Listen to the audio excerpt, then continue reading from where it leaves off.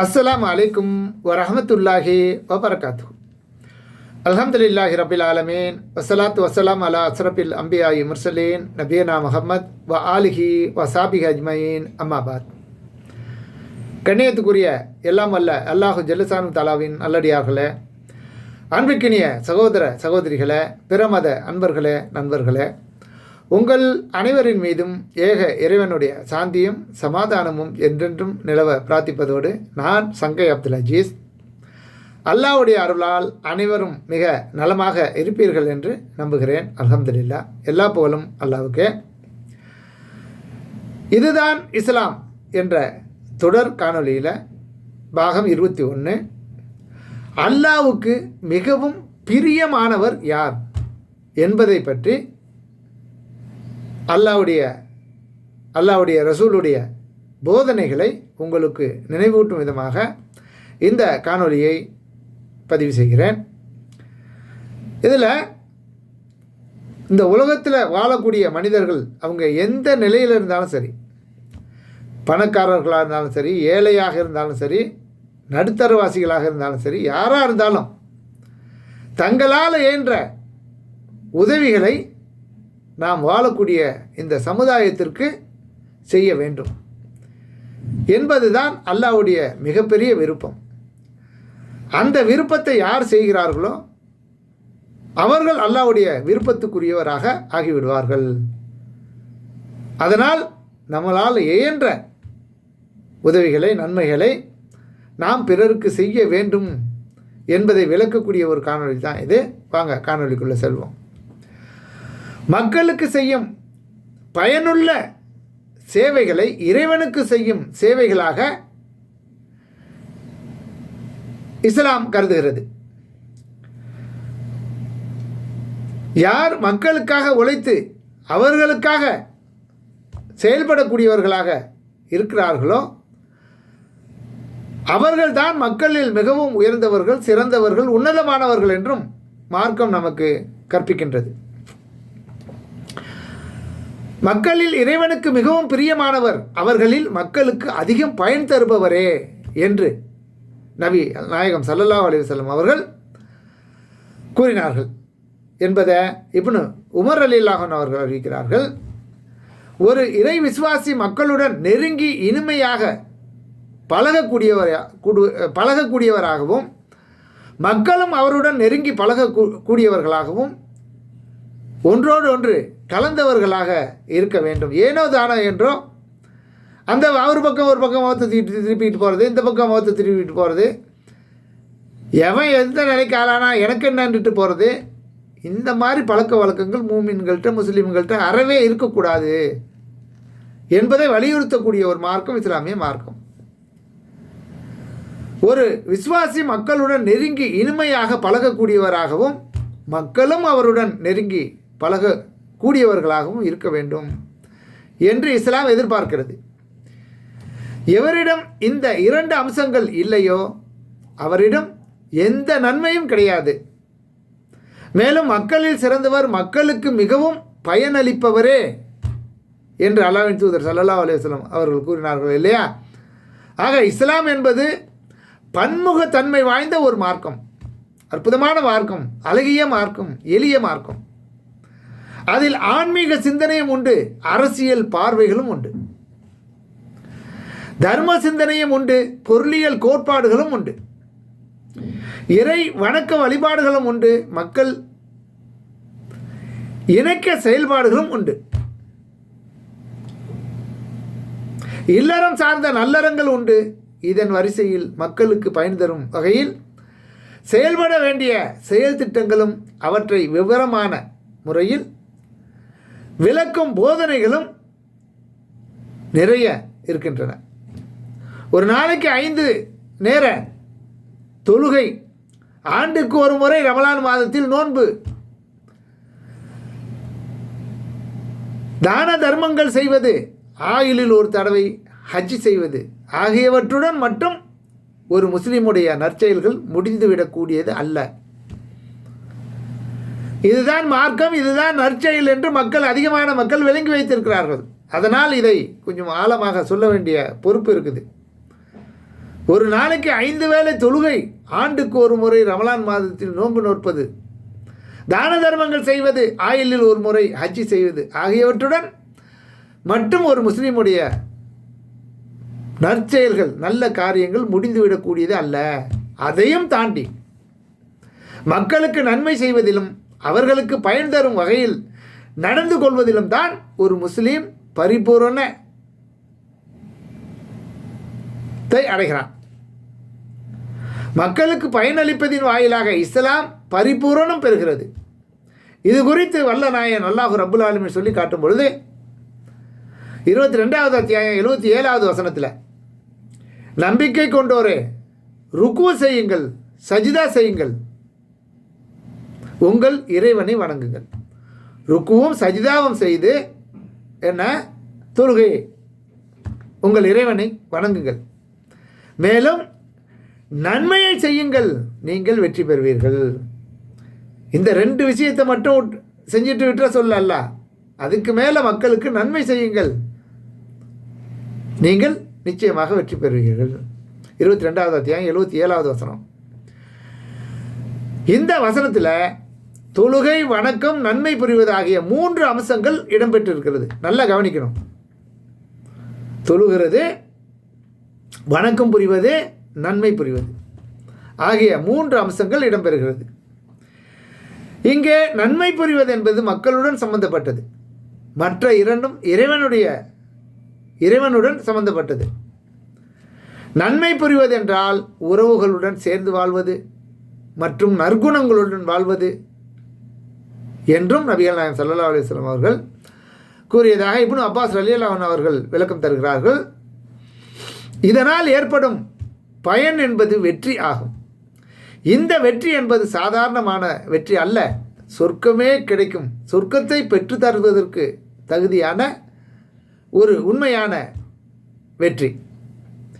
ஒரு முஸ்லீம் தமது நற்குணங்களின் வாயிலாகவும் தமது நற்சேவையின் வழியாகவும் மக்களுக்கு பயன் தரும் வகையில் நல்லதை செய்யும்போது அவர் சிறந்த மனிதராகவும் வெற்றி வாகை சூடியவராகவும் போற்றப்படுகிறார். இறைவனுக்கு சில அடியார்கள் உண்டு. அவர்கள் மக்களுக்கு பயன்கள் அளிப்பதற்காக அவர்களுக்கு இறைவன் தமது அருட்கொடைகளை பிரத்யோகமாகவும் வழங்குகிறார். அவர்கள் மக்களுக்கு பயன் தரும் காலமெல்லாம் இறைவன் அவர்களுக்கு தமது அருட்கொடைகளை நீட்டித்து கொண்டே செல்கிறார்.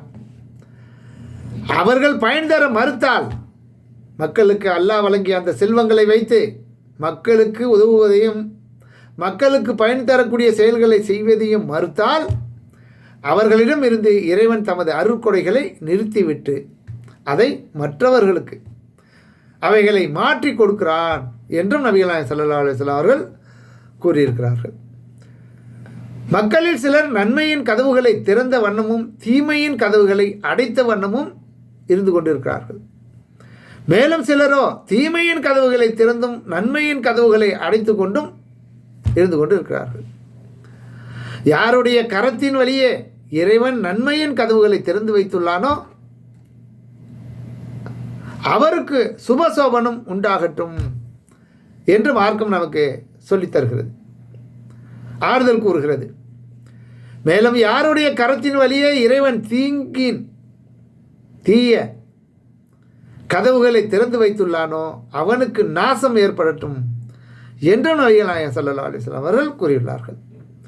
எந்த ஒரு தலைவன் தேவையுடையவருக்கும் நலிந்தவருக்கும் வறுமையில் வாடுபவருக்கும் தமது கதவை அடைத்துக் கொள்கிறானோ, அல்லாஹ் வழங்கிய அந்த செல்வங்களை மேற்கூறப்பட்டவர்களுக்கு வழங்காமல் அதை முடக்கி வைத்துக் கொள்கிறானோ, கதவை அடைத்துக் கொள்கிறானோ, அவன் தேவையாகும் பட்சத்தில், அவன் வறுமையில் வாடும் பட்சத்தில், அவன் நலிந்து போகும் பட்சத்தில் வானத்தின் கதவுகளை இறைவன் அடைத்து விடுகிறான் என்றும் நபிகள் நாயகம் ஸல்லல்லாஹு அலைஹி வஸல்லம் அவர்கள் கூறியிருக்கிறார்கள். அதிலேயே நம்ம கவனம் செலுத்தணும். பலவிதமான மக்கள் வாழும் உலகில் பலவிதமான தேவைகளும் அன்றாடம் ஏற்பட்டு கொண்டே இருக்குது. பிறரின் தேவை அறிந்து அவருக்கு நம்மால் இயன்ற அளவு சேவையாற்றி பயனளிக்கக்கூடியவர்களாக நாம் திகழ வேண்டும். ஒருவருக்கு உதவி தேவைப்படும், இன்னொருவருக்கு பரிந்துரை தேவைப்படும், வேறு சிலருக்கோ பொருள்கள் தேவைப்படும். இப்படி மனிதர்கள் மாறுபட தேவைகளும் சேவைகளும் மாறுபட்டு கொண்டே இருக்கும். அதுக்கு முடிவே இருக்காது. நம்மால் முடிந்தால் யாருக்கும் எந்த விதத்திலும் பயனளிக்க முடியும். உமர் ரலியல்லாஹு அன்ஹு அவர்கள் ஆதரவு இல்லாத பார்வையற்ற வயதான சில விதவை பெண்களுக்கு தான் சேவை ஆற்றுவதாக உறுதிமொழி எடுத்துக்கொள்கிறார்கள். அதன் அடிப்படையில் இரவு நேரத்தில் அவர்களுக்கு தண்ணீர் புகட்டுவது, அவர்கள் தேவைகளை பூர்த்தி செய்வது போன்ற ஏராளமான சேவைகளை உமர் ரலியல்லாஹு அன்ஹு அவர்கள் மனதார செய்து வந்திருக்கிறார்கள். பகல் நேரங்களில் ஆட்சி சம்பந்தமாக ஆட்சி தலைவராக இருந்ததுனால ஆட்சி ஆளணும், எல்லாத்தையும் கவனிக்கணும் இல்லையா? ஆட்சி ஆளலாம் 2 பக்கத்தில் 2 பொம்பளையை உட்கார வச்சுக்கிட்டு என்ன அந்த மாதிரி ஆட்சி ஆளன் இல்லை. மக்களோட மக்களாக சென்று மக்கள் என்ன செய்கிறார்கள், எங்கே என்ன தேவை இருக்குது, யார் கஷ்டப்படுறாங்க, அப்படி மக்களை ஆளக்கூடியவர், மக்களோடு மக்களாக என்ன நின்று ஆட்சி செய்தவர். அதனால் ஓய்வு நேரங்களில் தேர்வு செய்கிறாங்க இது போன்ற பணிகளுக்கு.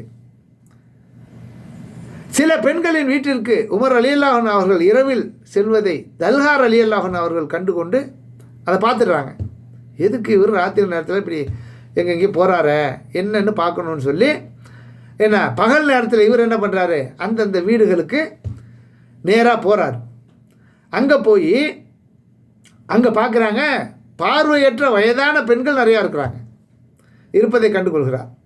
உங்களிடத்தில் உமருக்கு இங்கே என்ன வேலை, அவர் இங்கே வந்து என்ன செய்கிறாரு என்பதையெல்லாம் தல்ஹா ரலியல்லாஹு அன்ஹு அவர்கள் அந்த தாய்மார்கள்ட்ட கேட்குறார்.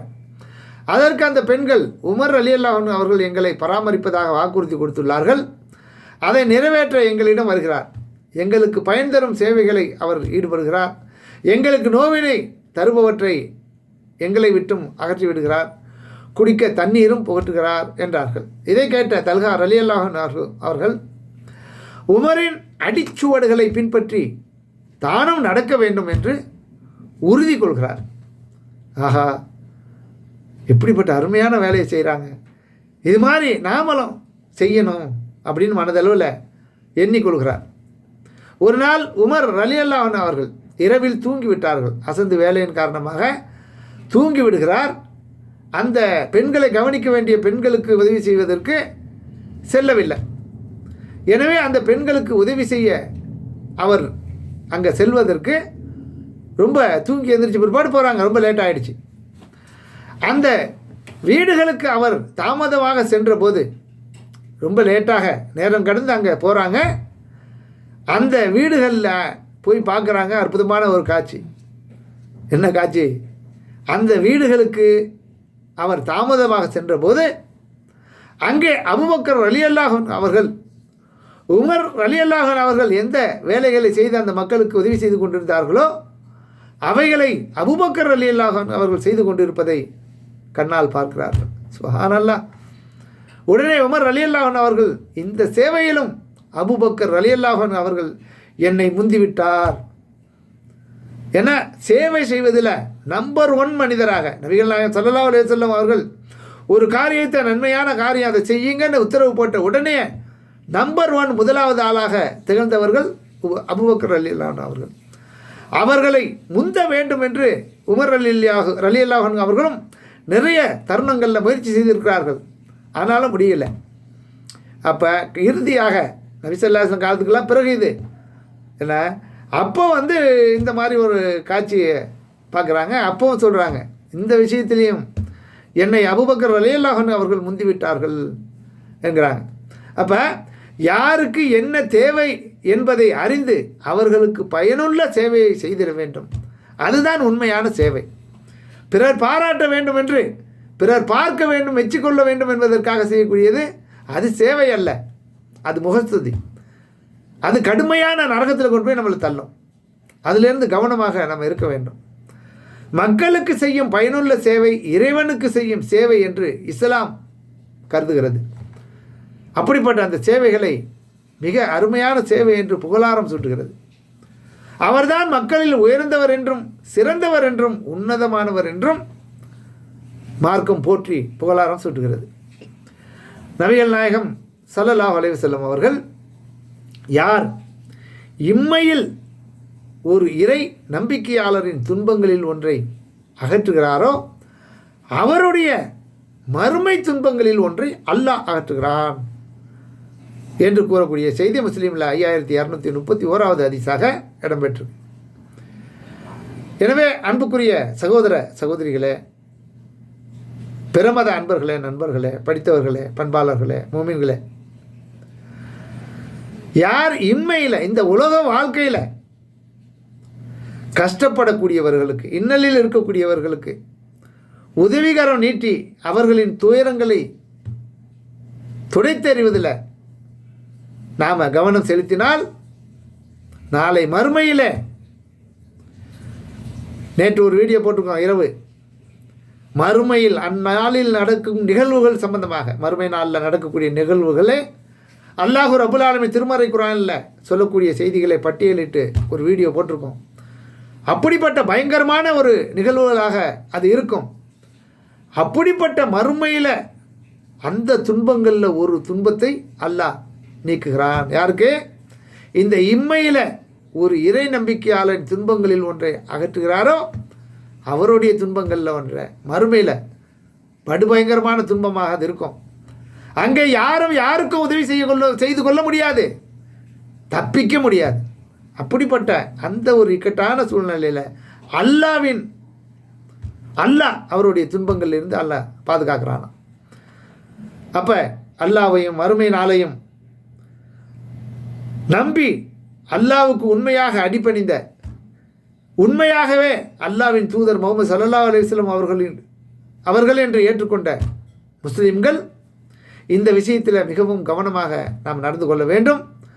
அல்லாஹ்வுக்கு செய்ய வேண்டிய கடமைகளில் ஒரு சில கடமைகளை நம்ம செய்யாமல் மறந்து விட்டாலோ விடுபட்டு விட்டாலோ அல்லாஹ்கிட்ட பாவ மன்னிப்பு தேடினா அதிலிருந்து அல்லாஹ் மன்னிச்சிருவான். ஆனால் இந்த உலகத்தில் நாம் வாழக்கூடிய இந்த வாழ்க்கையில் பிறந்ததுலேருந்து மரணிக்கிற வரலையும், காலை எழுந்ததுலேருந்து தூங்க போகிற வரலையும் நம்முடைய கடமைகள், குடும்பத்தாருக்கு ஆற்ற வேண்டிய கடமைகள், சொந்த பந்தங்களுக்கு ஆற்ற வேண்டிய கடமைகள், நம்முடைய சுற்றி வாழக்கூடிய மக்களுக்கு ஆற்ற வேண்டிய கடமைகள், இப்படி ஏராளமான கடமைகள் நமக்கு இருக்குது. அதிலிருந்து புறம் தள்ளி ஏனோ தானோ என்று அதிலிருந்து நாம் விலகி செல்லக்கூடியவர்களாக இருந்தால் நிச்சயமாக நிரந்தரமான அந்த மறுமை வாழ்க்கையில் நஷ்டமடைந்துவிடும். இந்த உலக வாழ்க்கை வரும் அற்ப வாழ்க்கை. ஆனால் மறுமை வாழ்க்கை என்பது அழிவே இல்லாத வாழ்க்கை, நிரந்தரமான வாழ்க்கை. அங்கே நன்மையை பெற்று நன்மைகளை அடைந்து சொர்க்கத்துக்கு செல்லக்கூடியவர்கள் நிரந்தரமாக இன்பங்களை அனுபவித்துக் கொண்டு இருப்பார்கள். யார் பாவங்களை செய்து அல்லாஹ்வை நிராகரித்து நரகத்துக்கு சென்று விட்டார்களோ அவர்கள் அந்த நெருப்பு வேதனையிலிருந்து யாராலும் காப்பாற்ற முடியாது. நெருப்பில் வேதனை அனுபவித்து கொண்டு தான் இருக்கும். அதுக்கும் முடிவு கிடையாது. நிரந்தரமாக அதான் அவங்களுடைய நெருப்பில் கடந்து வெந்துக்கிட்டே இருக்க வேண்டியது தான். நீங்கள் நினைக்கலாம் நெருப்பில் கடந்து வெந்தோம்னா நம்ம உடம்பெல்லாம் கரிஞ்சு கறிக்கட்டையாக போயிடுமே, சாம்பலாக போயிடுமேன்னு. நெவர். இல்லை, திரும்ப திரும்ப அல்லாஹ் அந்த உடம்புக்கு சதையை ஊட்டிக்கிட்டு இருப்பான். எரிஞ்சு அழிய மீண்டும் அவருடைய உடம்பு திரும்பி வந்துக்கிட்டே இருக்கும் எரிஞ்சதெல்லாம். அதுதான் நிரந்தரமாக என்றென்று அனுபவிக்கக்கூடிய நரக வேதனை. அதுலேருந்து முடிவே கிடையாது, தப்பவே முடியாது. அந்த குற்றத்துக்கு அந்த வேதனையை அனுபவிக்கணுங்கிறது தானே அல்லாஹ்வுடைய நோக்கம். அது நடந்துக்கிட்டே இருக்கும். அப்போ அங்கே யாருக்கும் சாவும் இல்லை, மரணமும் இல்லை, முடிவும் இல்லை. எனவே அன்புக்குரிய சகோதர சகோதரிகளே, அன்பாக அழகாக சிந்திக்கக்கூடிய மக்களே, தெளிவாக அல்லாஹ்வுடைய வசனங்களை, அல்லாஹ்வுடைய தூதருடைய பொன்மொழிகளை உள்வாங்கி சிந்தித்து அதற்கு ஏற்றவாறு நாம் நடந்து கொள்வதற்கு அல்லாஹ்ட்ட முயற்சி பண்ணுங்கள். அதற்காக அல்லாஹ்விடத்திலும் பிரார்த்தனை பண்ணுங்கள். என்ன, அல்லாஹ் உங்களுக்கும் எனக்கும் அப்படிப்பட்ட நற்பண்புகளை தந்து நல்ல மூமின்களாக வாழ்ந்து முஸ்லீம்களாகவே நாம் மரணிப்பதற்கு அல்லாஹ் உங்களுக்கும் எனக்கும் அருள் புரிய நானும் பிரார்த்திக்கிறேன், நீங்களும் பிரார்த்திக்கிறேன். நன்றி. ஜஸாக்கல்லாஹ் ஹைரா. தேங்க்ஸ் ஃபார் வாட்சிங். அனைவருக்கும் இதை கொண்டு செல்லுங்கள், லைக் பண்ணுங்கள், ஷேர் பண்ணுங்கள். என்னுடைய இந்த சேனலுக்கு உங்களுடைய ஆதரவை என்றென்றும் வழங்கி என்ன அன்பு செலுத்துங்க. நன்றி.